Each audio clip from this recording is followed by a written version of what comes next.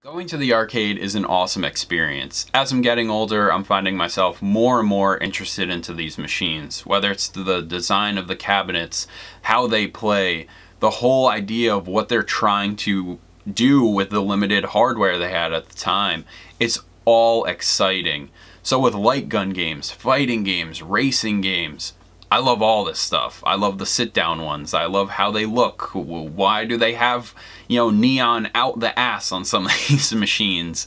They're so cool. Arcade experiences are something I honestly love every time I get to go to one and have a new experience with whoever I'm with, and it's so cool. So, in this video today, we are talking about my top 10 arcade games. These are games that have very sentimental meanings to me, and if you know me personally, I feel like this reflects a lot in the kind of person I am just because of how these games are. And if you played video games with me, or if you know about the games I talk about, it's gonna make some sense. So here are my top 10 arcade games. Number 10, OUTRUN, released in 1986 by Sega.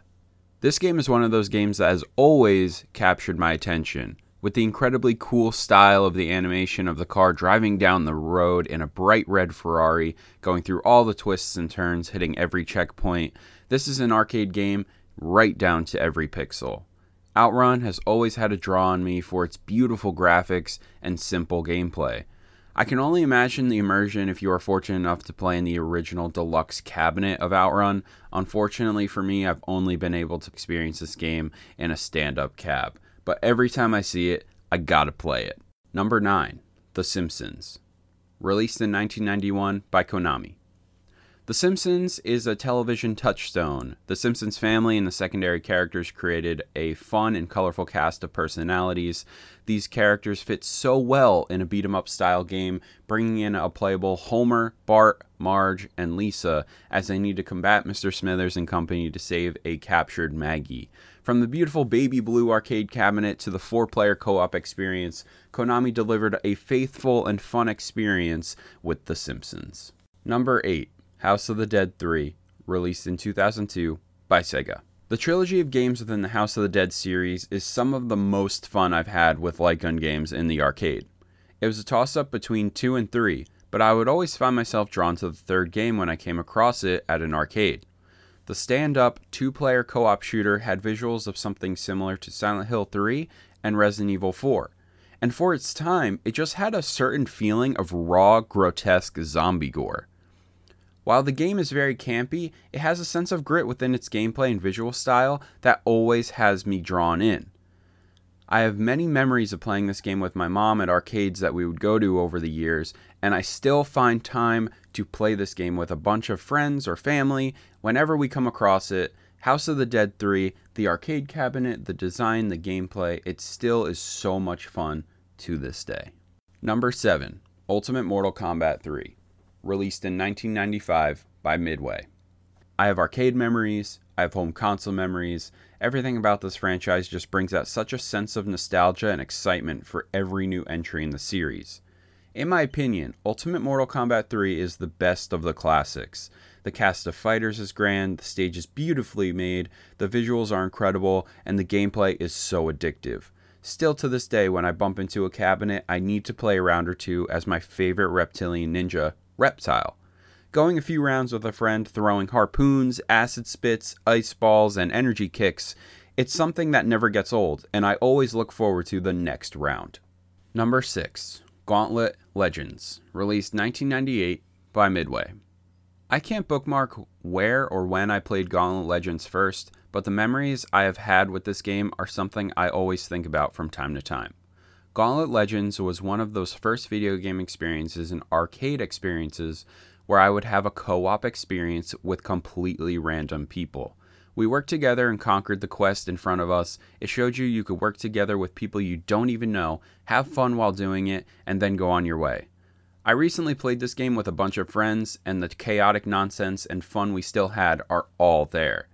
Originally, I played this game at a local pizza place where I used to be when I was younger, and when I first experienced this game, it was that true awe-inspiring moment of random kids coming up to the cabinet. I was the wizard, and just having the most fun. And that memory has never left me. And every time I see Gauntlet, whether it's Gauntlet Legends or Dark Legacy, I always remember that very first moment. Number 5, Rampage World Tour, released in 1997 by Midway.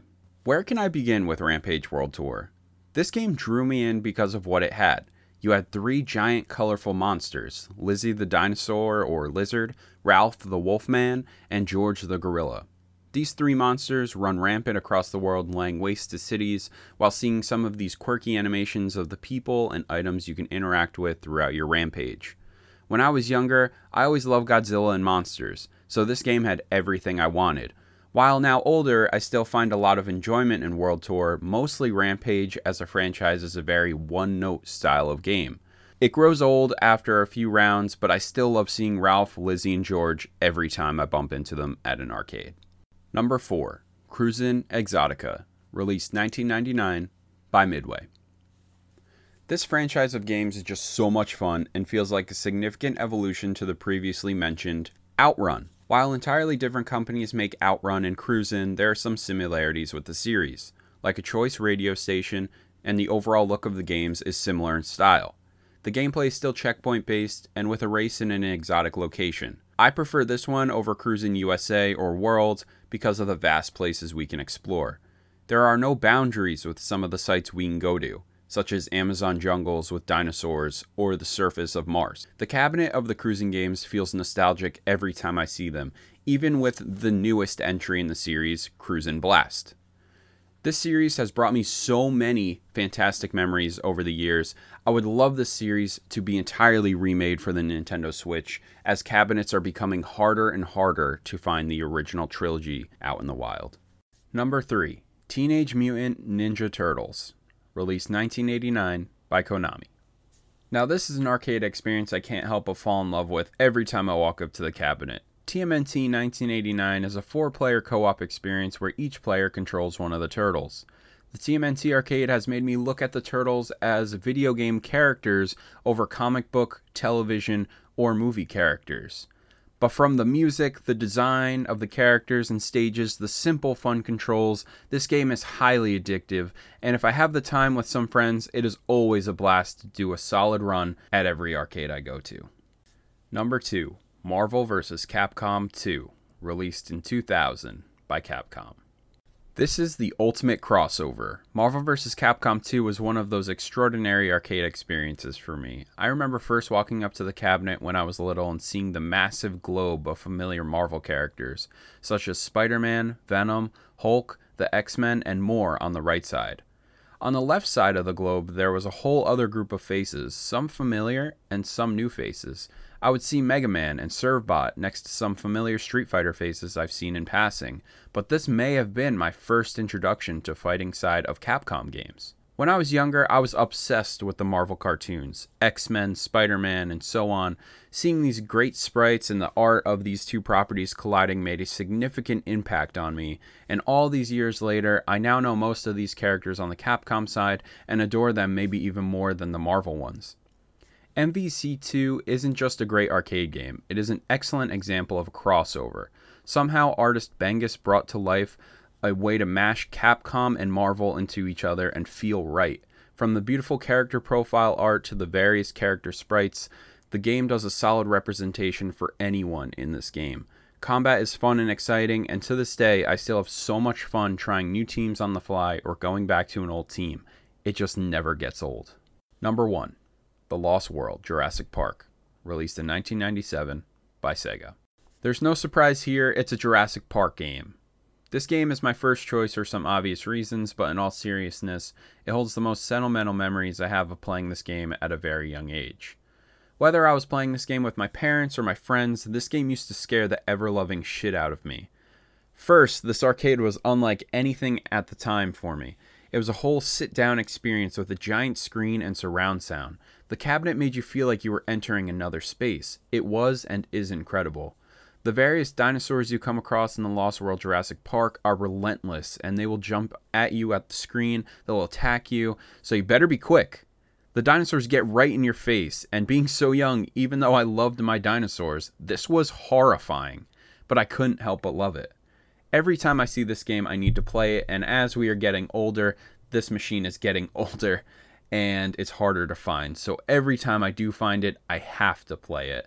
It is one of those very special memories. It is an attachment. Yes, it's another Jurassic Park thing, but I absolutely love this game, and I wish there was a port. And that is it for this episode today. I really hope you enjoyed it. That was my top 10 favorite arcade games. These are some amazing experiences that I always think about from time to time. Let me know in the comments down below what you think about my top 10. If you have a top 10, please drop it down. Let me know your favorite arcade game. As always, guys, my name is Brandon, and I will see you all next time.